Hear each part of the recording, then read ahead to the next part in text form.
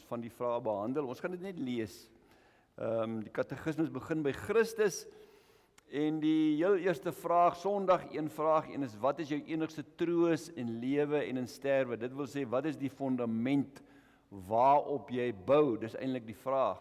Jou enigste troos in lewe, terwyl jy lewe, en ook wanneer jy sterwe, die dood. En dan die ongelooflike treffende antwoord, dat ek met liggaam en siel, in lewe en in sterwe, nie aan myself nie, maar aan my getroue verlosser Jesus Christus behoort. Hy het met sy kosbare bloed vir al my sondes ten volle betaal en my uit alle heerskappy van die duiwel verlos. Ongelooflike mooi samevatting, omvangryk van jou lewe as gelowige. Tweede vraag, voor ek by die tweede vraag kom, ek het nou nie die eerste gedeelte gelees, wat verder uitbrei oor hierdie verhouding. Hy bewaar my op so 'n wyse, dat sonder die wil van my hemelse Vader, geen haar van my kop kan val nie. Alles moet inderdaad tot my saligheid dien. Daarom verseker hy my ook deur sy Heilige Gees van die ewige lewe, en maak hy my van harte gewillig en bereid om voortaan vir hom te lewe. Val eintlik in twee dele uit. Ongelooflik omvangryk jou verhouding met die Here en wat dit behels. Ongelooflike goeie samevatting, wat 'n klomp goed sê. Die tweede vraag is, hoeveel dinge moet jy weet om in hierdie troos salig te kan lewe en te kan sterwe? Dat dit jou fundament is. Die antwoord 3 dinge. Hoe groot my sonde en ellende is. En ons gaan vanoggend en vanoggend se boodskap ook daaraan raak. Die tweede is hoe ek van al my sonde en ellende verlos word. Dis ons groot probleem. En die derde is hoe ek God vir so 'n verlossing dankbaar moet wees. Goed, ons skriflesing vanoggend is Spreuke 4 vers 23, ook Psalm 86, ek gaan Psalm 86 nie nou aan die begin lees nie, ek gaan dit lees so in die boodskap. Maar voor ons daar saam lees, ek gaan dit ook vir jou op die skerm sit, voor ons daar saam lees, kom ons sluit net die ore en bid ons saam. Hemelse Vader, ons harte is vol van vreugde, dat ons vir U kan aanbid. U die lewende God. Here, U heerlikheid word bekend gemaak deur die skepping daar buite. As ons na alles rondom ons kyk, dan sien ons U grootheid raak. Maar ons sê ook vir U dankie, Here, dat U bo alles U self aan ons geopenbaar het deur U woord, geheimenisvolle waarheid, deur die Gees, en dat U dit gebruik om tot ons harte te spreek. Daarom aanbid ons U. Ons dankie dat ons so by mekaar kan wees. Here Jesus, en ons weet U is die middelpunt, die dieptepunt, die hoogtepunt, die sentrum van God se openbaring aan ons. U, sy seun, wat gekom het om vir ons sondes te sterf en ons te verlos. Ons aanbid U. Ons bid dat U self aan ons bekend sal maak en o Heilige Gees, dat U hierdie waarhede aan ons sal openbaar en 'n deel van ons lewens sal maak. Praat vanoggend met ons deur U woord, Here. Ons bid dit om Jesus ontwil. Amen. Ons teks vanoggend, ek gaan net lees Spreuke 4:23, bewaak jou hart meer as enige iets wat bewaar word, want daaruit ontspring die lewe. En dan ook die tema wat daaruit kom, bewaak jou hart meer as enige iets wat bewaar word. Nou die meeste van ons het al volspoed weggespring in 2026, die helfte van Januarie lê al op sy rug. As ons aan 2026 dink, wat nog voor lê, dan is die belangrikste vraag vir ons as gelowiges, hoe gaan ek en jy die geloofspad saam met God stap in hierdie jaar? Gaan ek en jy in 2026 getrou aan die Here Jesus bly, of gaan ons sy naam oneer aandoen en hom verloon? Dit lê oop voor ons. Wat ons almal wel baie goed weet, is dat ons nuwejaarsvoornemens nie die bepalende faktor gaan wees in hoe ons as gelowiges op die nou pad saam met die Here Jesus gaan stap nie. Ons sal baie dieper moet delf en ons sal ons geloof hoekpenne diep moet inslaan om ons geloofdenkie staande te hou wanneer die onweerswolke en die storms kom. Die Spreukedigter gee vir ons in Spreuke 'n baie mooi beskrywing van twee paaie wat ons herinner aan die Here Jesus se lering oor die smaalweg en die breë weg. In Spreuke 4, die pad van die regverdiges is soos helder oggendlig wat groei en sterker word tot dit heeltemal dag is. Aangrypende prentjie. Ons ken almal as die son opkom. Die pad van die goddeloses is soos die donker. Hulle weet nie waaroor hulle sal struikel nie, terwyl hulle dink hulle sien. Vir ware gelowiges is dit 'n groot troos dat op God se pad sal hulle al hoe sterker word en sal die lig van Christus al hoe helderder skyn soos wat ons op die geloofspad vorder. En vir diegene wat God glad nie ken nie en hom verloon, is die pad donker. En hulle weet nie waaroor hulle gaan struikel nie. Nou geliefdes, die ontstellende is natuurlik dat as ons met mekaar eerlik is, sal ons erken dat vele gelowiges, ware gelowiges, so in sonde struikel en val dat dit soms lyk of hulle op hierdie breë pad is. Op hierdie donker pad van die goddeloses. En dan praat ek nie van kindertjies in die geloof nie.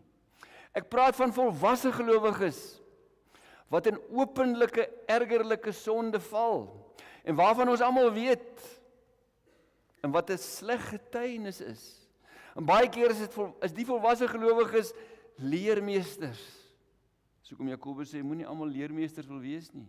Baie keer is dit predikante, mense met doktorsgrade in teologie, dosente, mense wat Christelike boeke skryf. Baie keer is dit hulle. Nou ek wil nie vanoggend op ander gelowiges se sonde fokus nie, want dit gaan ons nie help om staande te bly nie. Maar om die punt te illustreer waarvan ek praat, kan ek maar net na die mees onlangse gebeure verwys wat skokgolwe in Christelike kringe veroorsaak het. Ons kan nie daarvan kennis neem. Philip Yancey, van die sal hom dalk ken, is 'n internasionaal bekroonde skrywer, bekend vir sy boeke oor genade, geloof en lyding, wat baie vir baie mense beteken het. Hy het oor die afgelope 40 jaar ongeveer 30 boeke geskryf wat in meer as 40 tale vertaal is en wêreldwyd is daar miljoene eksemplare verkoop. Sy bekendste boek is What's So Amazing About Grace. In 1997 meer as 15 miljoen kopieë verkoop. Sy mees onlangse boek het die 11de November 2025 verskyn. Nou Philip Yancey is 76 jaar oud en hy's 55 jaar met sy vrou Janet getroud. En toe bars daar 'n bom.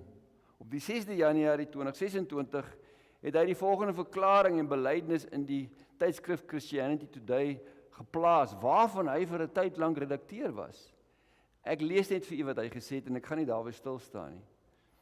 Hy sê, to my great shame, I confess that for 8 years I willfully engaged in a sinful affair with a married woman. My conduct defied everything that I believe about marriage. It was also totally inconsistent with my faith and my writings. I have confessed my sin before God and my wife.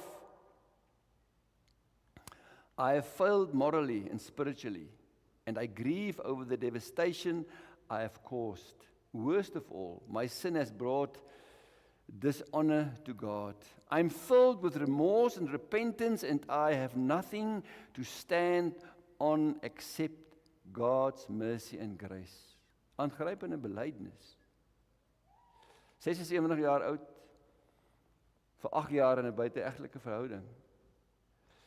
Spreuke 6 vers 32 se waarskuwing het Philip Yancey baie goed geken en daar staan: maar 'n man wat oorspel pleeg, moet van sy verstand af wees, iemand wat dit doen verwoes sy lewe. Dit ken ons. Ons sien dit rondom ons. Nou die vraag om daarby stil te staan, gaan ons nie help. Die vraag is nie hoe was dit moontlik dat Philip Yancey en vele anders soos hy met oop oë verwoesting oor hulle lewens bring nie. Sy hele bediening het gestop. Hy skryf nie meer nie, hy tree nie meer op nie. Hy probeer sy huwelik nou red. Die vraag wat ek en jy, oud en jonk, mans en vrouens, en dis lyk my hoe ouer ons word, gevaarliker. Wat ons moet vra is, hoe gaan ons in 2026 staande bly? Hoe gaan jy staande bly?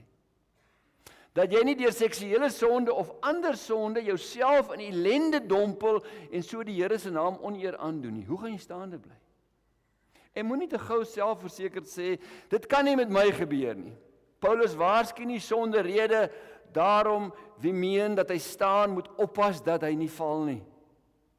Pas op, raak effens seker van jouself en jy kan maklik op 'n afdraaipaadjie beland en jy sal dit nie eers agterkom nie. Die Spreuke-digter waarsku. Hy sê daar's 'n pad wat vir 'n mens reg lyk, maar dit eindig by die paaie na die dood. Ons gaan vanoggend by Dawid raad kry in Psalm 86 oor hoe om staande te bly. Psalm 86 is 'n gebed wat Dawid in sy nood tot God roep. In Psalm 86 kry ons riglyne oor hoe ons hart moet bewaar. En oppas dat ons vir God met 'n onverdeelde hart sal lief hê, dien en vrees sonder dat sonde, misleiding en afgode insluip om jou hart te steel en jou in ellende te dompel. Vandaar die tema van ons boodskap, bewaak jou hart meer as enigiets wat bewaar moet word, uit Spreuke 4 vers 23, want daaruit ontspring die lewe. Geliefdes, om jou hart te bewaar, dat jy heilig en toegewy aan God leef, gebeur nie van self omdat jy 'n Christen is nie. Jy sal dit net regkry deur die krag van die Heilige Gees. Maar daar is sekere dinge wat jy moet doen. Jou hart, die geestelike sentrum van jou wil, jou denke en jou emosie sal nie van self ontwikkel in 'n ondeurdringbare vesting wat onverdeeld op God vertrou en hom liefhet nie. By jou is 'n daaglikse stryd wat met geestelike dissiplines gepaard gaan. Charles Spurgeon, bekend as die Prince of Preachers, gee 'n raak beskrywing. Hy sê, "You will not gain holiness," om meer soos Jesus te word, "by standing still. Nobody ever grew holy without consenting, desiring and agonizing to be holy. Sin will grow without sowing." Dis is onkruid, dit kom net op. But holiness needs cultivation. Follow it. It will not run after you. You must pursue it with determination, with eagerness, with perseverance, as a hunter pursues his prey. So wat is dit wat jy met toewyding en volharding moet doen om jou hart te bewaar? Nou, omdat jou hart in die Hebreëus die geestelike sentrum is van jou denke, jou wil en jou emosies, sal jy as gelowige om jou hart te bewaar die volgende moet doen. Net so ter inleiding en samevatting. Om jou hart op God gerig te hou en te bewaar, sal jy in die eerste plek jou denke, jou verstand moet vul met die woord van God, sodat die Heilige Gees jou denke nuut kan maak. Paulus praat baie daaroor. Daaglikse biddende lees van God se woord. Dis die eerste ding wat jy sal moet doen. In die tweede plek, om jou hart onverdeeld op God gerig te hou en om te bewaar, sal jy in die tweede plek jou wil in gehoorsaamheid in lyn moet bring met die wil van God. En dan in die derde plek, om jou hart onverdeeld op God gerig te hou, sal jy jou hartsemosies op God moet fokus, om hom lief te hê en te vertrou met jou hele hart. En jy sal net jou hart kan bewaak en kan bewaar en op God fokus, as jy dit in biddende afhanklikheid op jou knieë doen. Dis die enigste manier. En dis hier waar Dawid in Psalm 86 ons help. As jy onafhanklik is van dit, as dit nie 'n rol speel in jou lewe nie, sal jou onafhanklikheid van God, terwyl jy dink jy staan, sigbaar word deurdat jy van die kerk af wegbly. Ek het dit nie nodig nie. Deurdat jy gemeenskap van gelowiges af wegbly, dat jy nie saam bid nie, nie met jou vrou nie, nie met jou kinders nie, nie met medegelowiges nie, dat jy jouself isoleer, en dan begin jy in die geheim dinge te doen, waar medegelowiges en of jou man en jou vrou dit nie kan sien nie, jou lewe is nie oop nie. Jou eie gedagtes sal dan regverdig wat jy doen, maar dan is jou val nie meer ver nie. Maar terug by afhanklikheid van God. Hoor my mooi. Dit sê ek eers vir myself. As jy nie baie tyd op jou knieë in gebed voor en met God spandeer nie, sê jy daarmee dat jy in eie krag jou hart kan bewaar om God lief te hê, te vertrou. Sê jy daarmee dat jy in eie krag staande kan bly om nie in sonde te val nie. Sê jy daarmee dat jy in eie krag staande kan bly teen die listige aanvalle van die duiwel. En om die Bybel te bestudeer sonder om dit bidden te doen in nederige afhanklikheid van God, kan baie maklik jou hart vul met hoogmoed. Gaan maar net na teologiese skole toe en kyk hoe dwaal professors, omdat hulle net met hulle intellek die Bybel uit 'n meerderwaardige posisie probeer bestudeer. Dit kan jou hart net vul met hoogmoed as jy dit nie bidden doen nie, en van jou 'n clever devil maak, 'n slim duiwel wat jou eie sonde regverdig vanuit God se woord, sonder dat jy die stem van God hoor. En daar moet ons die Bybel bidden lees. Kom ons gaan steek nou lig op by Dawid in Psalm 86, net kortliks. Psalm 86 val in 5 dele. 1 vers 1 tot 7 is 'n smeekgebed om verlossing van die vyand in sy hart. 2 is vers 8 tot 10 lofprysing. 3 kry ons die hooffokus van sy gebed, vers 11. En dan in 4 'n danksegging, vers 12 tot 13, en dan in 5 'n smeekgebed om verlossing van 'n vyand van buite. So Dawid begin sy gebed in Psalm 86 vers 1 tot 7 met 'n smeekgebed om verlossing van sy vyand nommer 1. Sy aardsvyand, die boosheid van sy eie hart. Hoe weet ons dit? Dawid bely sy eie magteloosheid en bid dat God hom genadig sal wees op grond van God se liefde en goedheid en vergewens, en hy smeek God daarvoor. En dan in Psalm 86 vers 1 tot 7 kry ons 5 kort gebede, en na elke gebed is daar ook 'n rede wat hy vir God sê hoekom God sy gebed moet beantwoord. Maar kom ons lees eers Psalm 86 vers 1 tot 7. Ek gaan net vir u vinnig deurlees en u sal sien die gebed en dan die rede vir die hoekom God sy gebed moet antwoord. Here, draai u oor, antwoord my, want ek is magteloos en behoeftig. Beskerm my lewe, want ek is 'n getroue volgeling. Verlos u diensknegt wat op u vertrou, u is my God. Wees my genadig, my Heer, want na u roep ek die hele dag lank. Dan vers 4. Maak die hart van u diensknegt bly, want na u, my Heer, hunker ek.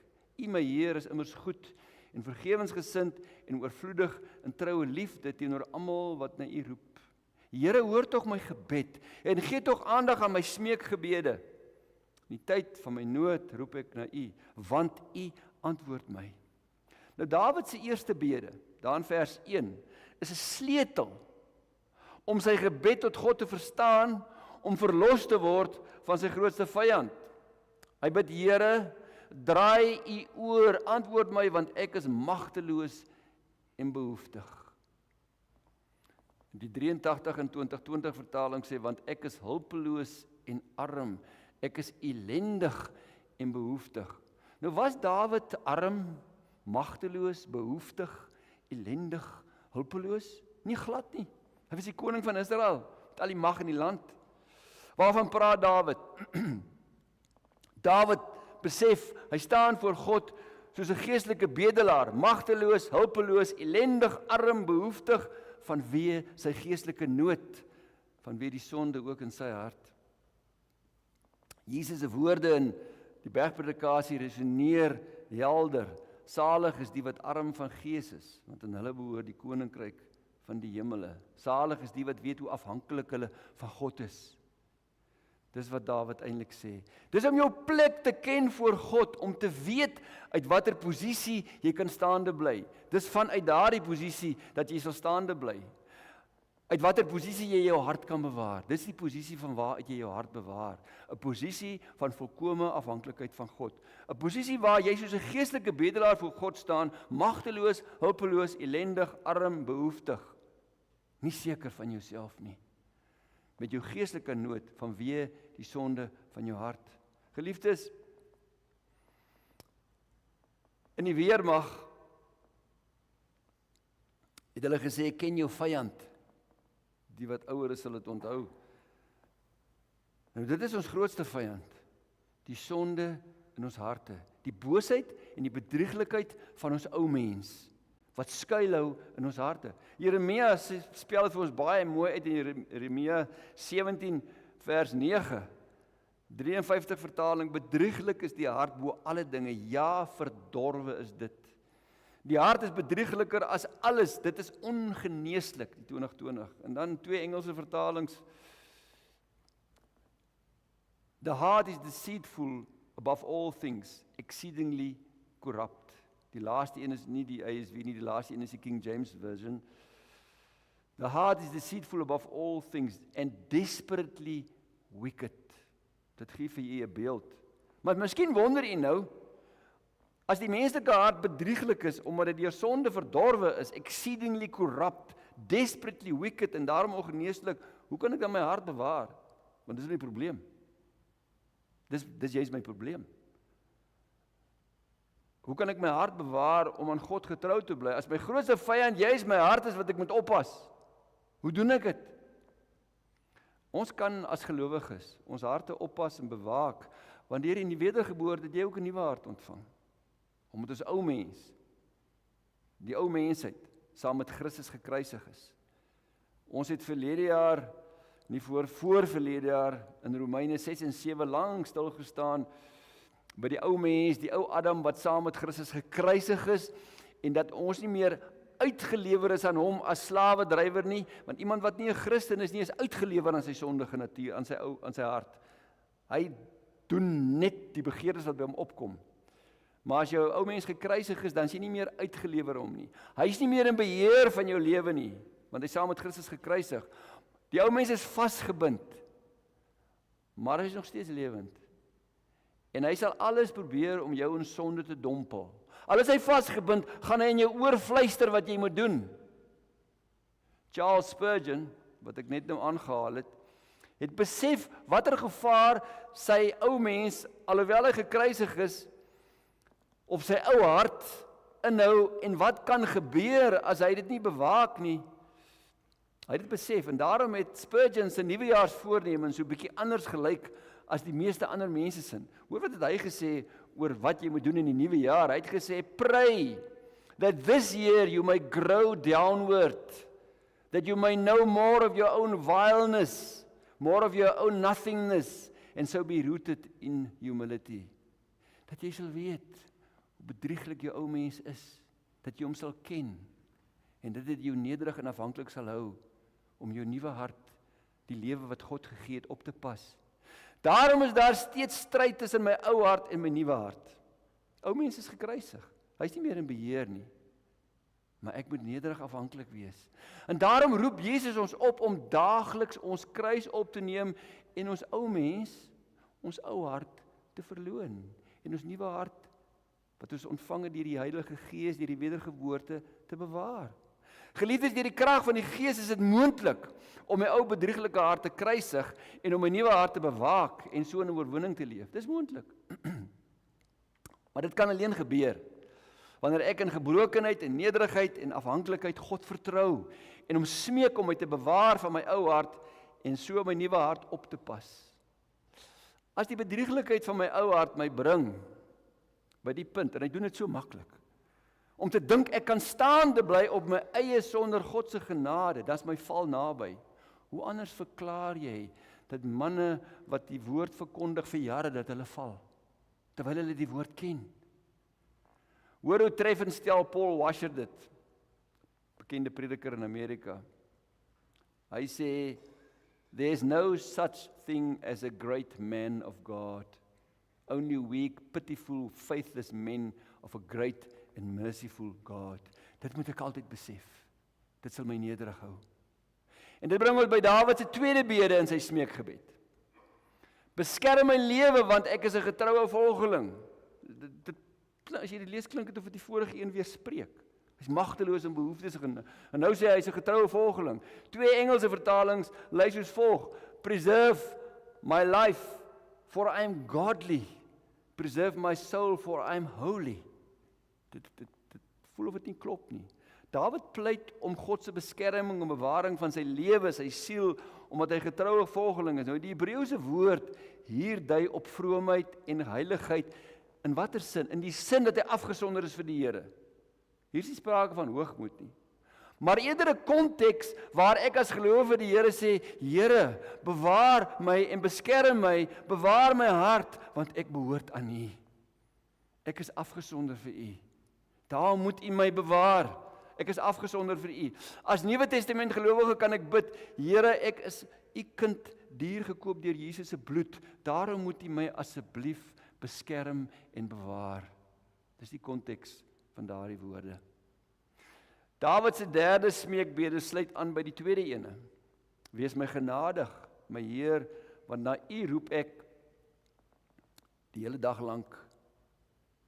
Die 5 bedes in vers 1 tot 7 sluit by mekaar ook aan. Dawid beroep homself volledig op God se genade en die feit dat hy voortdurend roep, verseker hom daarvan dat God hom genadig sal wees. Roep jy voortdurend? Is jy voortdurend op jou knieë? Hy sê dit, maak dit vas dat God hom genadig sal wees. Met Dawid se 4de smeekbede beroep hy hom op die genade karakter van God, wie God is.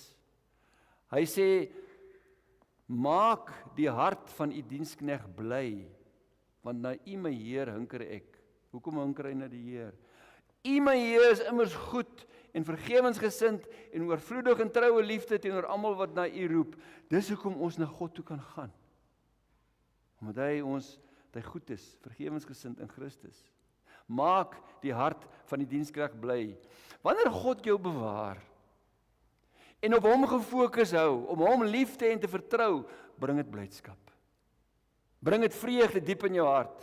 En Dawid weet God wil dit vir sy kinders doen, want hy is goed en hy is vergewensgesind en hy is oorvloedig in sy troue liefde teenoor sy kinders wat na hom roep. Dawid sluit sy smeekgebed af met die vaste versekering dat God hom sal verhoor, omdat God die verhoorder is van gebed. Here, hoor tog my gebed, my smeekgebede, want U antwoord my. Gaan na God in gebed, omdat dit deel van sy wese is as Vader om sy kinders se gebede te beantwoord. En dan gaan Dawid in vers 8 tot 10 oor in lofprysing, omdat die Almagtige, die God van die heelal, hom in sy geestelike nood aangesien het. Aangrypende lofprysing. Daar is niemand soos U onder die gode nie, my Heer, en niks soos U werke nie. Want die gode wat sê hulle is gode, is eintlik maar net afgode. Al die nasies wat U gemaak het, sal kom en voor U, my Heer, in aanbidding buig. Uiteindelik sal dit gebeur, ook by die wederkoms. Hulle sal U naam eer, want groot is U, en U doen wonders. U alleen is God. Dis net hy wat jou kan staande hou, wat jou kan bewaar. Toets jou hart hier. God se kinders wat in nederige afhanklikheid God se bewaring, uitkoms en genade beleef, sy hart is altyd gevul met lofprysing oor God se grootheid, heerlikheid en almag wat aan hom die lof en die eer en die prys wil toebring. En dan kom Dawid by die klimaks en die hooffokus van sy gebed.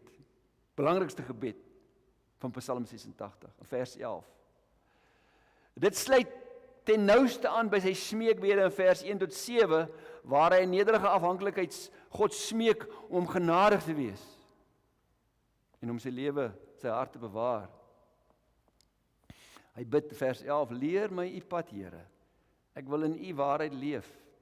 Gee dat ek heelhartig vir U naam ontzag sal hê. Die 53 vertaling, leer my, Here, U weg. Ek sal in U waarheid wandel, verenig my hart tot die vrees van U naam. Aangrypend.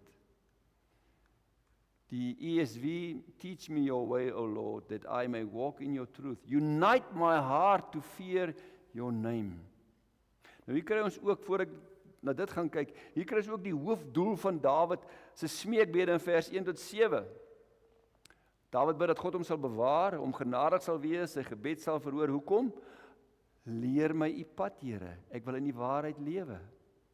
Bewaar my, want ek wil aan U gehoorsaam wees. Ten diepste gaan dit vir Dawid oor God se eer.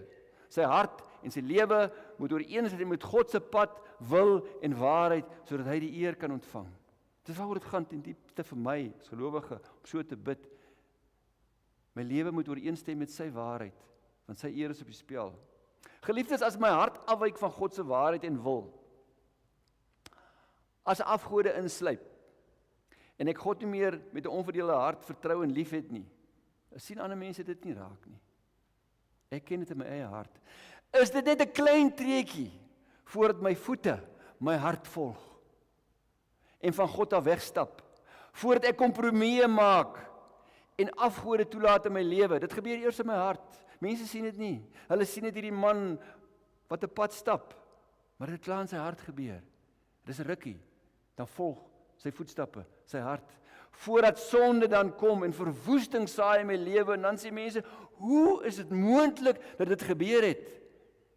Dit het eers in my hart gebeur, oor 'n tyd. En dan volg my voetstappe in my hart. Dit gebeur eers in my hart, waar niemand sien nie. En daarna word dit sigbaar in my lewe, waar almal dit sien. En daarom is Dawid se gebed in die tweede helfte van vers 11 van uiterste belang, om te keer dat my hart van God wegdwaal, en ek myself in ellende dompel. Dis die hoof fokus. Dawid bid, in die tweede helfte van vers 11, gee dat ek heelhartig vir u naam ontzag sal hê. Verenig my hart tot die vrees van u naam. Unite my heart to fear your name. Wat wil Dawid vir ons sê? As jy jou hart wil bewaak en oppas, bid en pleit dat God jou hart sal verenig en een maak met ontzag vir sy naam, vir hom. Dat ontzag vir God jou hart sal vul en jou lewe sal stempel. Dat hy jou hart sal vasmaak aan ontzag vir hom.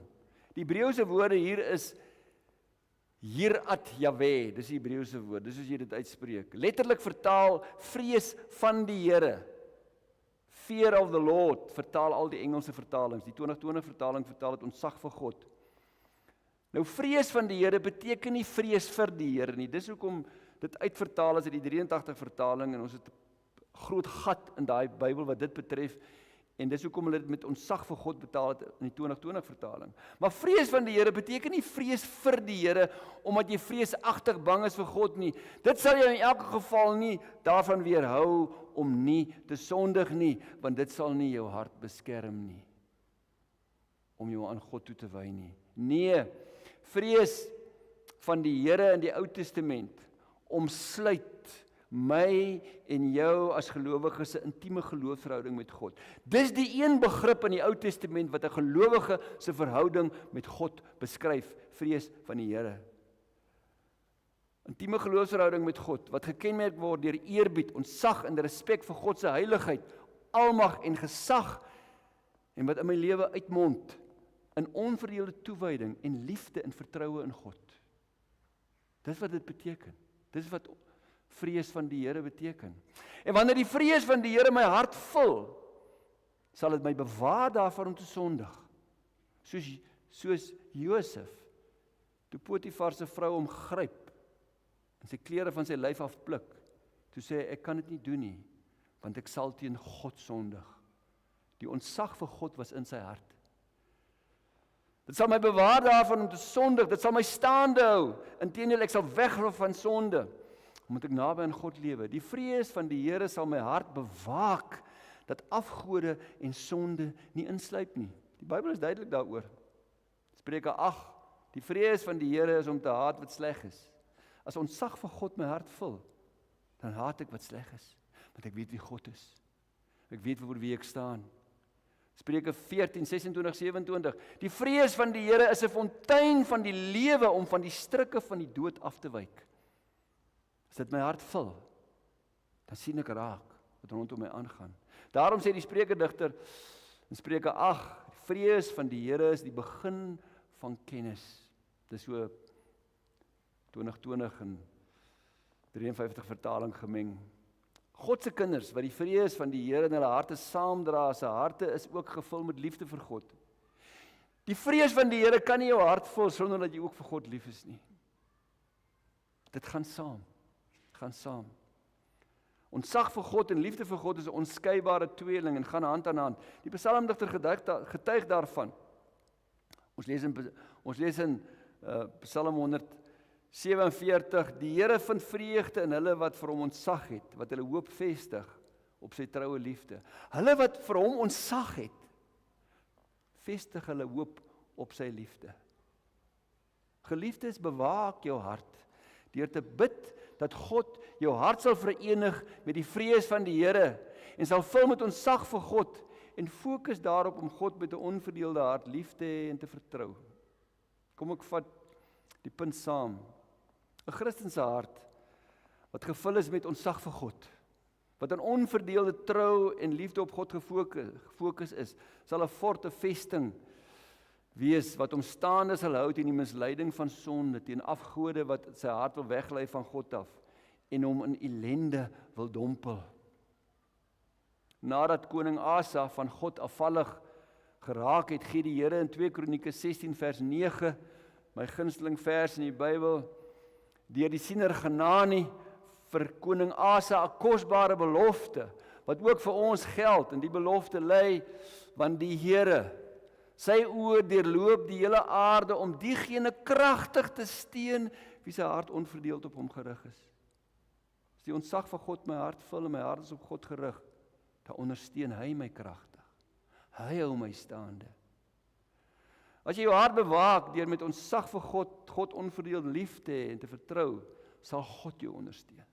Sal hy jou bewaar, sal hy jou staande hou tot eer van sy naam. En na vers 11, wat die hoof fokus is van Dawid se gebed, gaan Dawid oor in danksegging. Vers 12 en 13. Ek lees dit net vir u, omdat God hom staande gehou het. My Heer, my God, ek wil u prys met my hele hart, ek wil u naam vir altyd eer, want u troue liefde teenoor my is groot. U het my lewe weggeruk uit die doderyk daaronder. Want dit is waar jy val, as jy nie staande bly nie. Christene wat met onverdeelde hartstoewyding vir God dien, lief het, vir hom ontzag het, sy lewe is altyd gevul met dankbaarheid, want hulle weet dis hy wat my staande hou. Ten diepste weet hulle dis deur God se genade en krag alleen dat hulle staande bly en nie in sonde val nie. En daarom moet ek nie kyk na iemand anders wat geval het en dink, wat leer ek nou uit hoekom hy geval het nie. Gaan na God toe. Ek wil afsluit. En ek het nie tyd om Dawid se laaste smeekgebed in vers 17 te behandel nie. Dis 'n smeekgebed om verlossing van 'n vyand van buite. Nou ek kan by die huis gaan lees. Vanuit die Nuwe Testament konteks kan ons dit vergelyk met Jesus se gebed en die Onse Vader gebed, waar Jesus gebid het, verlos ons van die bose. Nou ons weet, geliefdes, die bose, die duiwel, loop rond soos 'n brullende leeu, op soek om iemand te verslind, maar hy is nie ons grootste vyand nie.